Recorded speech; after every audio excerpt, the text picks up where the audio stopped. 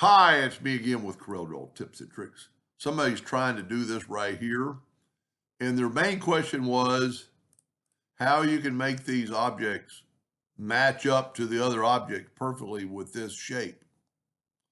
Well, you got to kind of think outside the box. So we're going to take a 6-inch circle. No, you know what? Let's make it 10. I'm going to hit P, put it in the center of the page. And I'm going to put my nudge factor on 1 inch. And I'm going to make that shape right there. Now, I could make all 4 of them at one time, but we don't really have to. Now, I'm working in the center of the page, so I'm going to take a 2-point line and start holding it down the control button. Then I'm going to hit P. And then take the Smart Fill tool on any color and move that out of the way. Now we can get rid of all this. Let's go ahead and just move this over.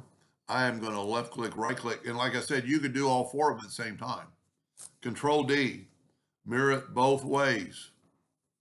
Take this shape, get it pretty close. Get your pick tool, get that node and have it snap to right there. Take your virtual segment delete key and voila, you have that shape. Now I'm going to fill that in and see with my nudge factor, I can just keep filling it in or keep making multiples. He wanted the bevel tool.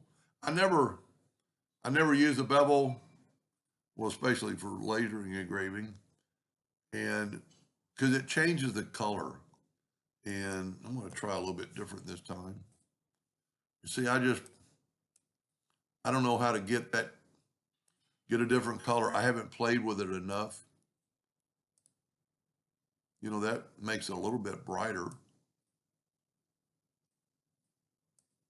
Nope, see, that takes away. Let's go the other way. So just kind of play with that. Doesn't look half bad. Let's go a little bit more on that. That looks pretty good. Now that I've got that, Control D and just make my many as you want because they're that shape. I think I like the yellow one better. Anyway, I hope that helped a little bit. Thank you for watching, or at least help them.